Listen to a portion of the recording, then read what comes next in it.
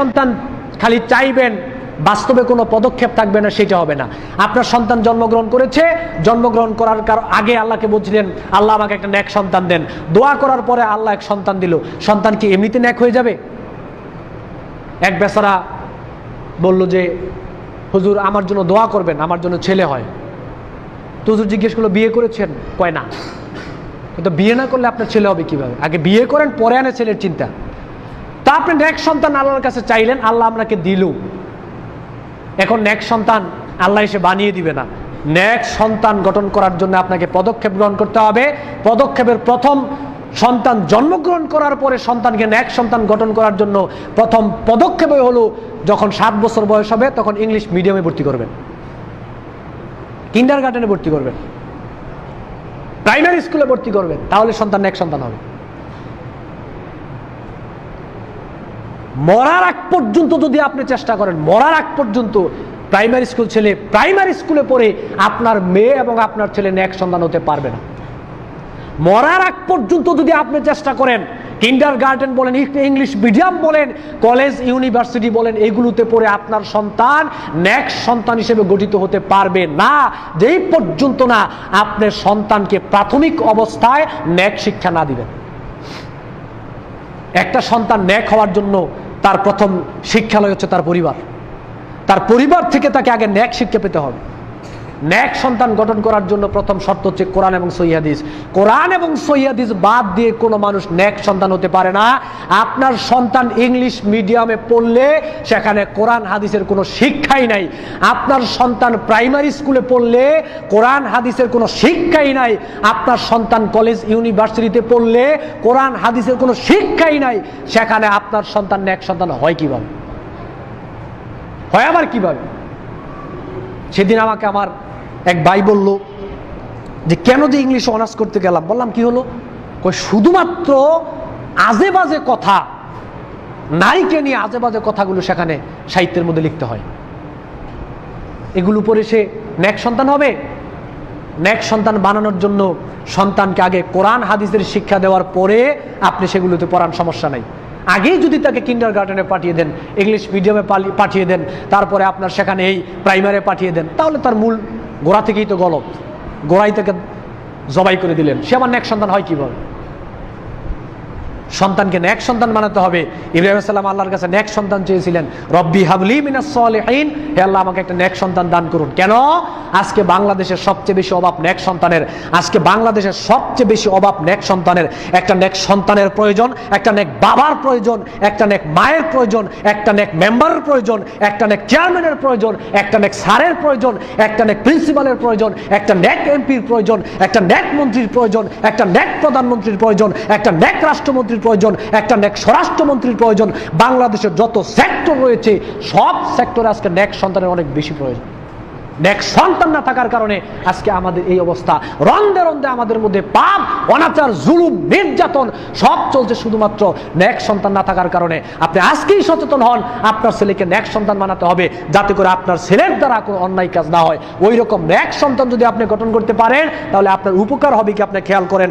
আল্লাহ নবী বলছেন, মুসলিমের হাদিস, ইজা মাতাল ইনসান ইনকাতা আনহু আমালুহু ইল্লা মিন সালাসাতিন ইল্লা মিন সাদাকাতিন জারিয়া। আল্লাহ নবী বলছেন, মানুষ মারা যাওয়ার পরে তার আমলের দ্বার বন্ধ হয়ে যায়। 3টা আমল অটোমেটিক সব সময় জারি থাকে। এর মধ্যে একটা হচ্ছে আও ইলমিন ইউনতাফাউ বি, একটা হচ্ছে উপকারী ইলম। উপকারী ইলম মানে যেখানে কোরআন এবং সহিহ হাদিসের শিক্ষা হয়, যেখানে কোরআন এবং সহিহ হাদিসের শিক্ষা হয়। প্রাইমারি স্কুলে টাকা দান করার চেয়ে আপনি মাদ্রাসাতে টাকা দান করুন, এটা হচ্ছে সদকায়ে জারিয়া। প্রাইমারি স্কুলে কোরআন হাদিস শিক্ষা দেওয়া হয় না। যেখানে কোরআন হাদিস শিক্ষা দেওয়া হবে ওইখানে আপনি দান করুন। আপনি ওইখানের মাদ্রাসায় পড়ালেখার ব্যবস্থা করে দেন, আপনি বিল্ডিং দেন, আপনি জমিন দেন, এগুলো সদকায়ে জারিয়া। যত দিন এখানে এই প্রতিষ্ঠান থাকবে, সেখানে ভালো শিক্ষা হবে, তত দিন আপনি কবর থেকে সওয়াব পেতেই থাকবেন। শুধু তাই নয়, এটা একটা পজিটিভ দিক। আর একটা পজিটিভ দিক হচ্ছে, আজকে আমাদের সমাজের সবচেয়ে বড় সমস্যা হলো মানুষ চলাচলের জন্য রাস্তা দেওয়া হয় না। মানুষ চলবে, রাস্তা দেন, আমার জায়গায় রাস্তা দিব কেন? আপনি হলেন একটা কৃপণ, আপনি মিসকিন। মানুষ চলাচল করবে, আপনি হাঁটার জন্য রাস্তা দিবেন না কেন? আপনি যেদিন থেকে 2007 সালে 2007 সালে আপনি মানুষকে চলাচলের জন্য রাস্তা দিয়েছেন, মানুষকে চলাচলের জন্য আপনি ওয়াকফ করে রাস্তার নামে রাস্তা দিয়েছেন। কিয়ামতের আগ পর্যন্ত এই রাস্তা দিয়ে যত মানুষ হাঁটবে তত সওয়াব আল্লাহ রাব্বুল আলামিন আপনার কবরে দিবেন। আপনি দিবেন না কেন রাস্তা? হাদিস নেন মুসলিম শরীফের, আল্লাহ নবী বলছেন, রাআইতু রাজুলান ইয়াতাকাল্লাবু ফিল জান্নাহ ফি শাজারাতিন কাতাহা মিন যাহরিত তরিক কানাত তুযিন নাস ওয়া ফি রিওয়ায়াতিন কানাত তুযিল মুসলিমিন।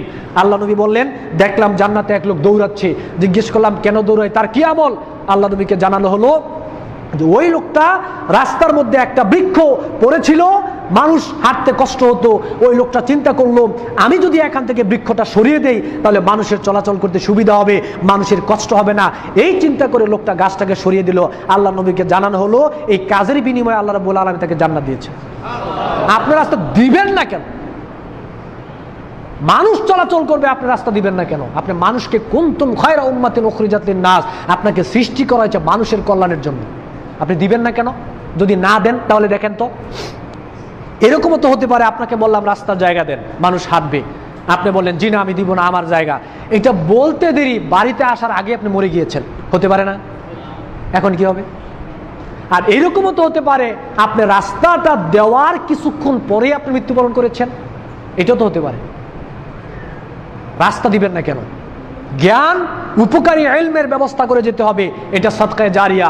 আর নেগেটিভ একটা দিক আছে, আপনার বাপ, আপনার স্বামী, আপনার ছেলে, আপনার আত্মীয় যদি কোনো খারাপ কাজের কোনো কিছু চালু করে যায়, পাপ কাজের কোনো জায়গা যদি চালু করে যায়, তাহলে ওই পাপ কাজের জায়গা আপনাকে বন্ধ করতে হবে। ছেলে হিসাবে, মেয়ে হিসাবে, ওয়াইফ হিসেবে, কন্যা হিসেবে, সন্তান হিসেবে, যাবতীয় আপনি যাই থাকেন না কেন ওই পাপ কাজ আপনাকে বন্ধ করতে হবে।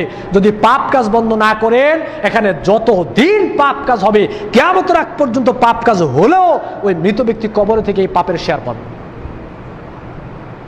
পজিটিভ দিকও আছে, নেগেটিভ দিকও আছে। জ্ঞান অর্জনের ব্যবস্থা করে দিয়ে যাবেন, উপকারী ইলম, মানুষের উপকার আসবে এরকম ব্যবস্থা করবেন। সর্বশেষ কি? ওয়ালাদিন সালেহিন, একটা নেক সন্তান, একটা নেক সন্তান রেখে যাবেন। এখানে যারা মুরব্বীরা রয়েছেন একটু ভেবে দেখুন, আপনি মারা যাওয়ার পরে আপনার সন্তান আপনাকে দাফন করার পরে আপনার সন্তান আপনার জন্য বলবে কিনা রব্বির হামহুমা কামা রব্বায়ানি সাগরা? সন্তান কি কে আপনি ওই উপযুক্ত করে গড়ে তুলেছেন কিনা?